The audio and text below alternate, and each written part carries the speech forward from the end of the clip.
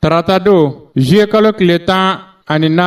san 2026 Mali azansiw ka faraɲɔgɔnkan jɛkulu ale ye san 2027 a hiji nin don baaraw nin k'o foroba laseli nin k'o kɛ ka bɛn nin don kɔfɔlen ma ni a kɛra jama lajɛrɛsoba la an fɛ Bamakɔ CCB la. Nin don kɔfɔlen na azansi baarakɛlaw azansi maaɲɛmaw ninnu bɛɛ lajɛlen tun nisɔndiyalen bɛ ni nin don baara in ye. Mali jagokɛlaw ka soba maaɲɛma Maju Senpara ale tun bɛ kɛnɛ kan ye. Elhaji Mamani Tarawele Kuba Voyage, Elhaji Amadu Maiga Dunia Travel, Elhaji Usman Kuma Umul Kura, Elhaji Mustafa Drambe Top 10, Elhaji Abubakar Tangara. Maa caman tun bɛ nin kɛnɛ kan ye minnu ye hiji baarakɛbagaw ye. Nin don in na ninnu bɛɛ lajɛlen tun nisɔndiyalen bɛ ni san 2027 ale hiji nin don baaraw ye. Sera minnu sɔrɔla ka bɔ a kɛnɛ kan ye olu filɛ nin. An ka relation extérieure maa minnu bɛ yen n'o ye maisonnage ye n'o ye ministère ye n'o ye avion tigiw ye n'o ye sotigiw ye Ala ka hɛrɛ kɛ bɛɛ ye. An ti marché contrôler jamana in kɔnɔ yan. An ti marché ɲini juguman jamana in kɔnɔ yan. N'i ye fɛn kɛ min ma bɛn taasira kɛra fila ye nin ka ɲi nin ma ɲi an b'a f'i ye taa nin fɛ. N'i k'i ti t'o fɛ an bɛ taa fɛ n'an taara fɛ n'i y'a ye a ɲɛna fɔ alhamdulilayi jamana kunna wolola jamanadenw kunna wolola. Bɛɛ ko Mali hiji ɲɛna ɲina mais a ma kɛ nɔgɔya kan dɛ a ma kɛ lafiya kan dɛ a ma kɛ ni siɲɛnɛ tɛ dɛ.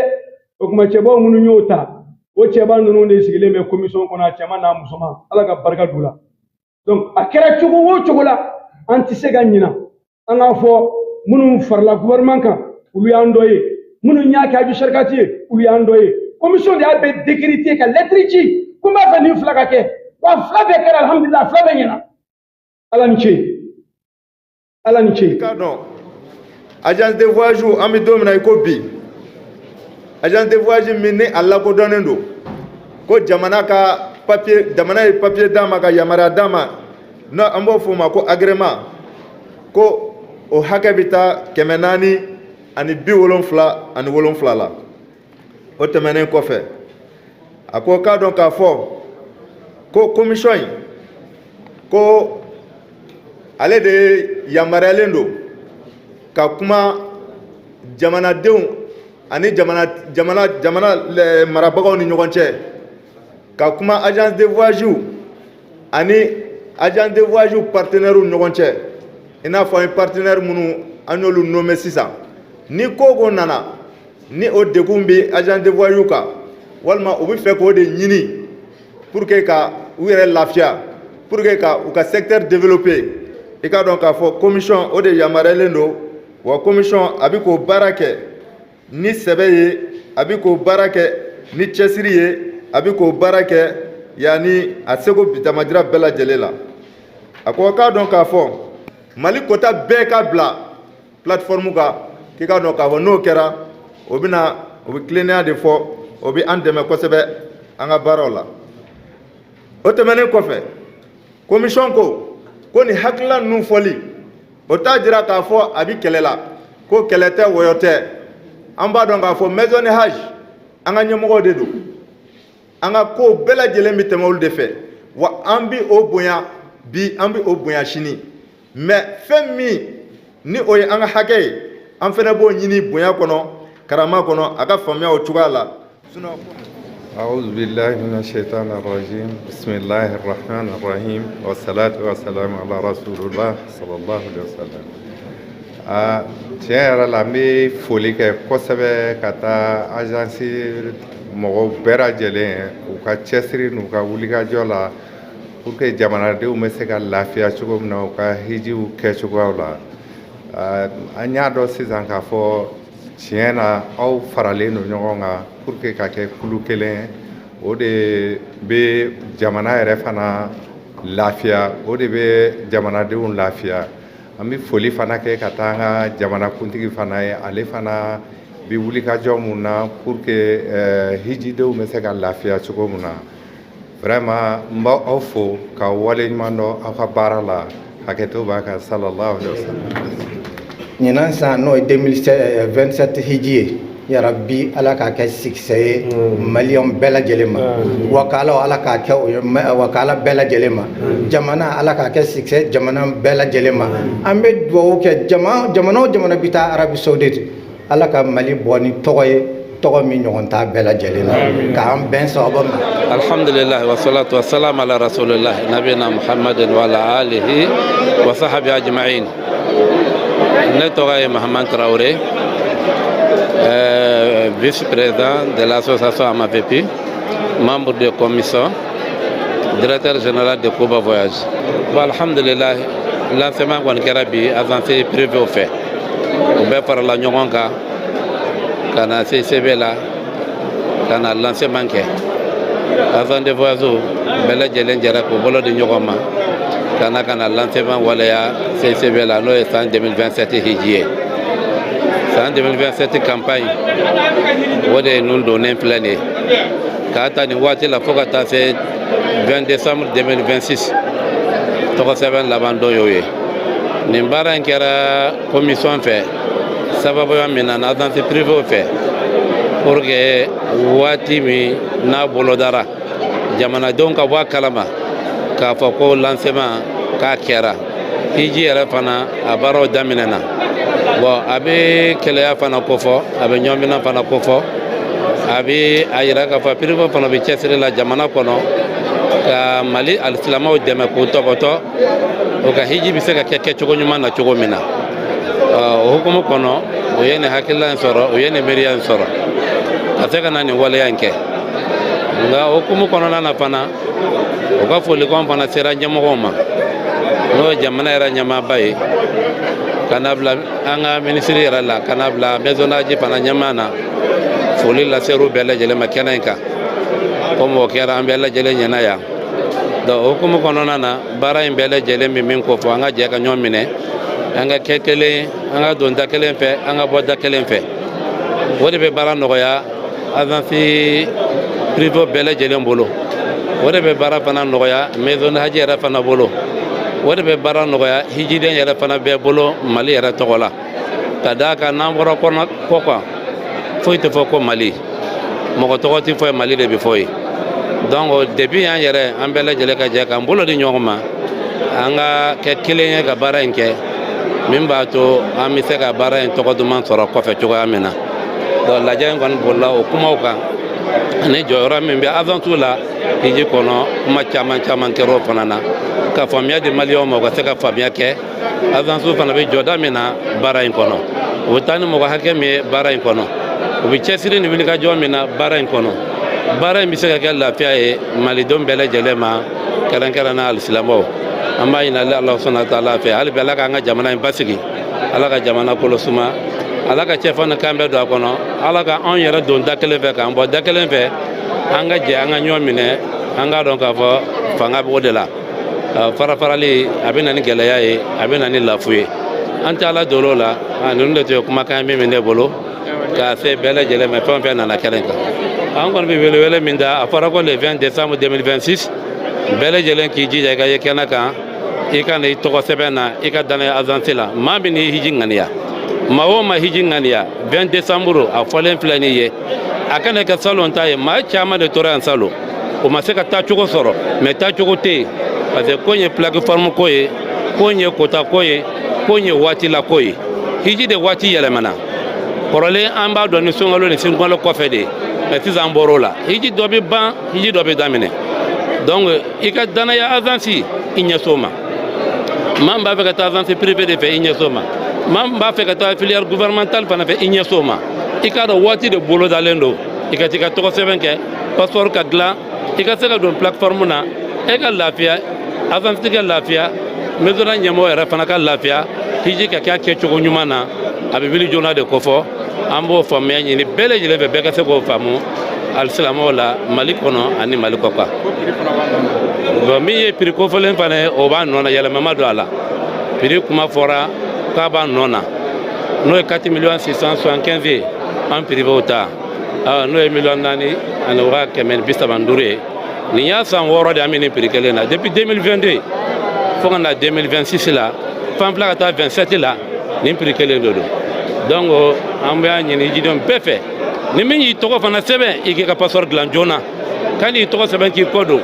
i ma passeport dilan a b'i n'a fɔ i yɛrɛ ma tɔgɔ sɛbɛn donc n'i tɔgɔ sɛbɛn dɔrɔn i ka passeport dilan i ka danaya agence la a ka se k'i ka baara kɛ a kɛcogo ɲuman na k'i ka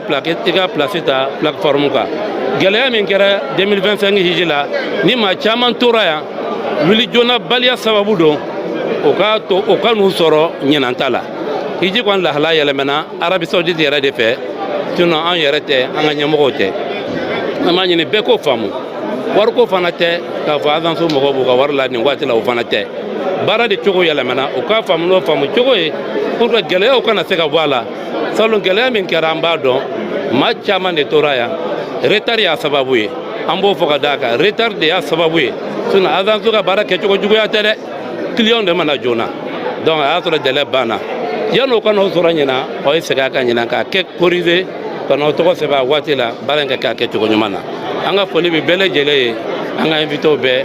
a n'aw yɛrɛ ye média mɔgɔw an ka foli bɛ bɛɛ ye fɛn o fɛn bɛ kumakan ninnu ta k'a lase a kan ka lase yɔrɔ min ala ka n'aw bɛɛ sara hɛrɛ la ala ka hiji musaka nɔgɔya maliyɛnw yɛrɛ ye k'a nɔgɔya silamɛw ye o ka se k'u ka hiji kɛ a kɛcogo ɲuman na an bɛ kuma kuntala surunya yan. Wassalamu alaikum wa rahmatullahi wa barakatuh. Amadou Maïga, Dunia Travel, membre de la commission des agences de voyage. Et l'une des actions, c'est le lancement de ce matin. C'est pour faire, en tout cas, comprendre aux Maliens que les conditions d'organisation du Hajj ont vraiment beaucoup changé. On est dans l'anticipation. D'habitude, les Maliens se réveillent après le mois de Ramadan. Mais maintenant, ce n'est plus le cas. Ça a commencé depuis le mois de mai, pendant qu'on était encore à la Mecque. Quand on a quitté Mina, les autorités saoudiennes ont invité toutes les délégations du monde pour leur dire que le Hajj 2027 a commencé. Allez-y dire dans vos pays et allez-y informer les futurs pèlerins que le Hajj a commencé. Et la date limite, c'est le 20 décembre. Alors que, vous voyez, on n'est même pas arrivé au mois de Ramadan. Alors qu'il y a encore beaucoup de Maliens qui ne pensent même pas encore à s'inscrire. Le Hajj se prépare. C'est un grand voyage, c'est un voyage spirituel et financier. Tout se prépare. Ça mérite vraiment une grande préparation. D'abord spirituelle, ensuite financier et physique. Donc ce n'est pas une opération où il faut se décider à la dernière minute, un mois avant ou bien quelques jours avant, mais je vais aller à la Mecque et puis je vais partir comme ça. Non, on ne peut pas avoir le passeport sans carte Mina. Donc l'exercice de ce matin, c'était pour vraiment inviter les Maliens à sortir très tôt et à s'inscrire auprès des agences de voyage, préparer leur Hajj 2027. Le passeport, c'est l'élément clé. Même si ton argent est complet, sans passeport, tu ne peux pas partir. Sans passeport, tu ne peux même pas t'inscrire aujourd'hui sur la plateforme. À plus forte raison, avoir le visa pour monter dans l'avion. Donc c'est le premier élément. Et aujourd'hui, nous offrons la possibilité aux gens. Il n'est pas dit qu'il faut venir seulement quand tu as la totalité du montant. Non. Ce que tu as, tu l'amènes. Nous allons vous inscrire la personne et commencer les démarches. Nous avons encore 6 mois pour faire ce travail-là. Et 6 mois, Dieu sait ce qui peut se passer. Seul Dieu sait ce qui s'est passé. Comme on dit, l'homme propose, Dieu dispose. Donc vraiment, c'est une opération, c'est le 5e pilier de l'islam que tout musulman demande au bon Dieu de lui faciliter ça. Donc l'intention déjà, le fait de prendre l'intention, de déclarer l'intention que je veux, Inch'Allah, cette année, si Dieu me prête longue vie, si Dieu me donne les moyens, je veux faire, Dieu va faciliter ça, Inch'Allah. La finalité recherchée auprès de nos autorités, c'est de nous aider, c'est de nous assister vraiment pour que les Maliens puissent accomplir un bon Hajj. Vraiment, nous faire toutes les facilitations possibles. Et ils font déjà beaucoup. Nous leur demandons encore de redoubler d'efforts, vraiment pour que les pèlerins maliens puissent faire le Hajj dans les meilleures conditions.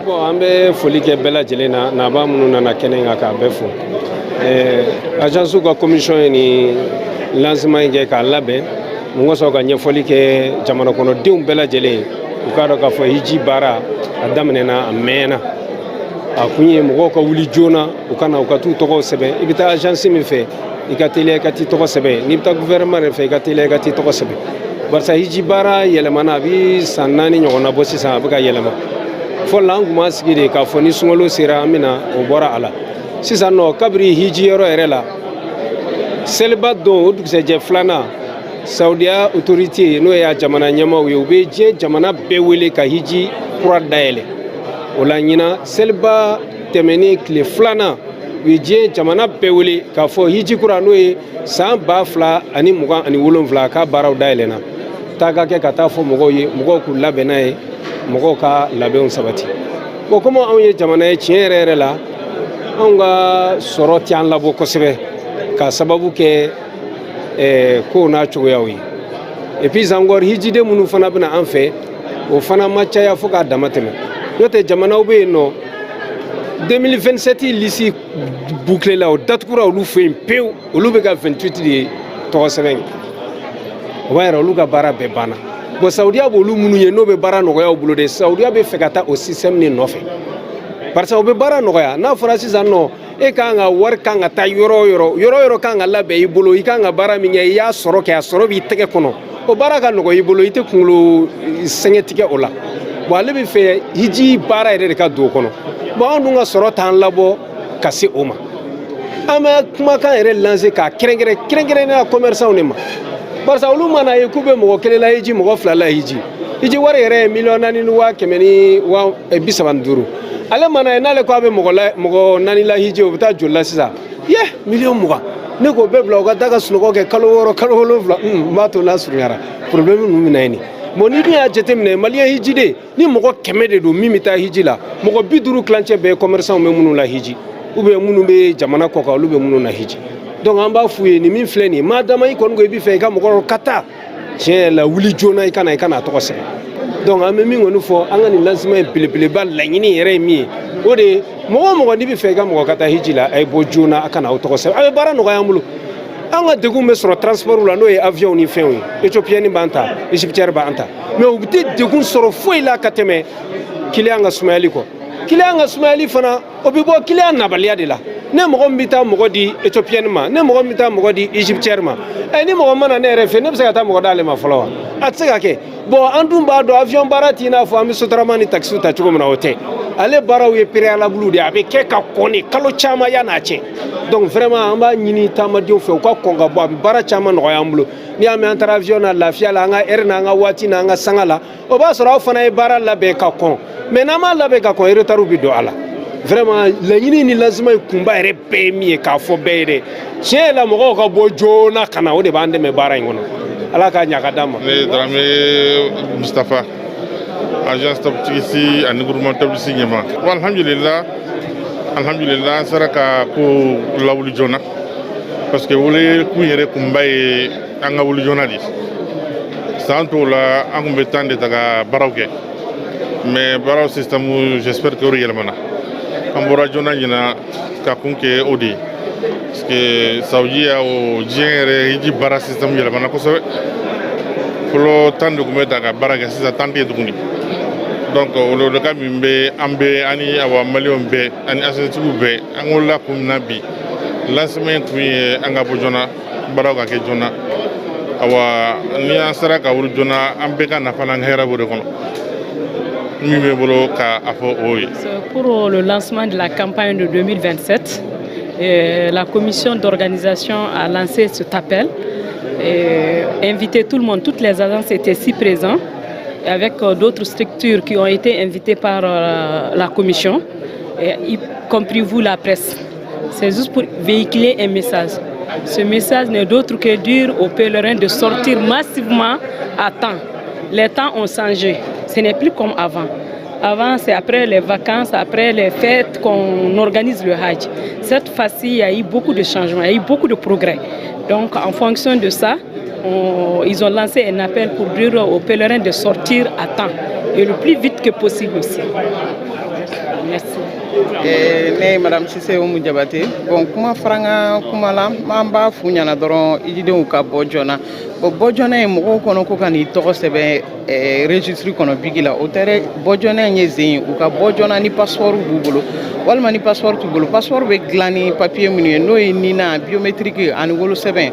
donc u ka bɔ n'olu ye joona u k'u gɛrɛ agence tigiw la an k'u dɛmɛ ka se ka passeport sɔrɔ teliya la parce que baara in bɛɛ bɛ kɛ ni passeport de ni passeport tɛ yen nɔ fosi tɛ ɲɛnabɔ kuma dɔ la dɔw kɔnɔ ko ka na wari sara ko de y'a ɲɛ a ka bɛ ne yɛrɛ bara u bɛ kɔn ka na wari sara joona mais ka sɔrɔ papier tɛ yen nɔ donc finalement papier bɛ sɔrɔ tuma min na n'a y'a sɔrɔ plateforme place t'a kan bilen hali ni délai kofɔlen in ma se n'o ye le 20 décembre a bɛ se ka kɛ i tɛ se ka taa iji la donc an bɛ min ɲini fɛ bɔ joona in na o de ye ka bɔ joona ni passeport ye walima document bɛ dilan ni passeport bon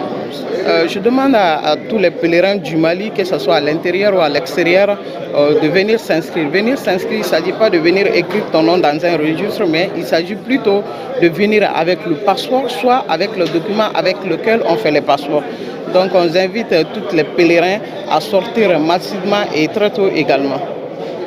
Alhamdulillah Rabbil Alamin, notre Younous Sissé, délégué général à l'agence Al-Madina. Alhamdulillah, Befo, bi doña le 14 juillet 2026, en commission fo, commission qui sera une rencontre organisée, quand le lancement pas organisé, vraiment n'a qu'era ni son Gianni ni son sakono.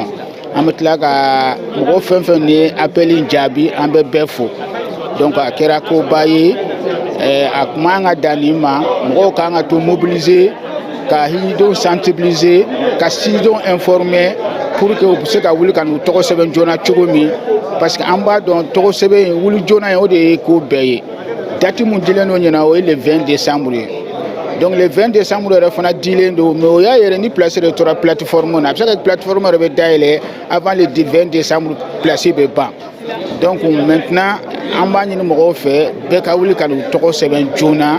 ni nani togo sɛbɛn fana papier ko i ka wuli o fana fɛ parce que an b'a san caman mɔgɔw dɔw bɛna o togo sɛbɛn o bɛ wari sara ko kɔfɛ donc kɔfɛ plateforme bɛ dayɛlɛ ka sɔrɔ e ka papier foyi tɛ yen donc o togo sɛbɛn tɔ ka jɛ de o ye donc a ɲininen don mɔgɔw fɛ n'i ye togo sɛbɛn dɔrɔn i k'i ka passeport établi passeport ko in de ye ko bɛɛ ni plateforme dayɛlɛla ka sɔrɔ ale togo sɛbɛn de ka passeport ma établi nafa t'a la donc passeport sɔrɔ ko fana bɛɛ b'a dɔn sisan a man nɔgɔn a dulonnen don papier caman na ninako ni biométrique ni fɛnw donc a sɔrɔli kuma dɔ n'a t'i bolo a man nɔgɔn donc an bɛ hijiden bɛɛ appel bila mɔgɔ fɛn fɛn ma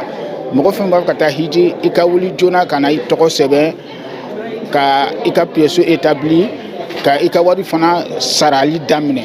parce que baara ninnu bɛ kɛ ni wariw de fana ye parce que ni tɔgɔ sɛbɛnna dɔrɔn système bɛ dayɛlɛ wari saraw bɛ daminɛ donc wari tɔgɔ sɛbɛn ka kɛ et puis wari fana ko commencer ka sara ka a bila dɔɔni fo ka taa se waati ma donc n'o kɛra hiji bɛ nɔgɔya nin bɛɛ kun ye de saoudiens ye ninnu bɛɛ kɛ pour que hiji ka nɔgɔya mɔgɔw bolo donc an yɛrɛ ka nɔgɔya an yɛrɛ fana bolo parce que ni mɔgɔw tɔgɔ sɛbɛnna joona visa bɛ se ka bɔ joona so bɛ taa joona minɛn tatanw bɛ labɛn joona fɛn bɛɛ bɛ kɛ joona donc fɛn bɛɛ bɛ bila sen kan joona kuraw ta ni tagabolo kuraw ta n'o y'a ye ka yɔrɔw ta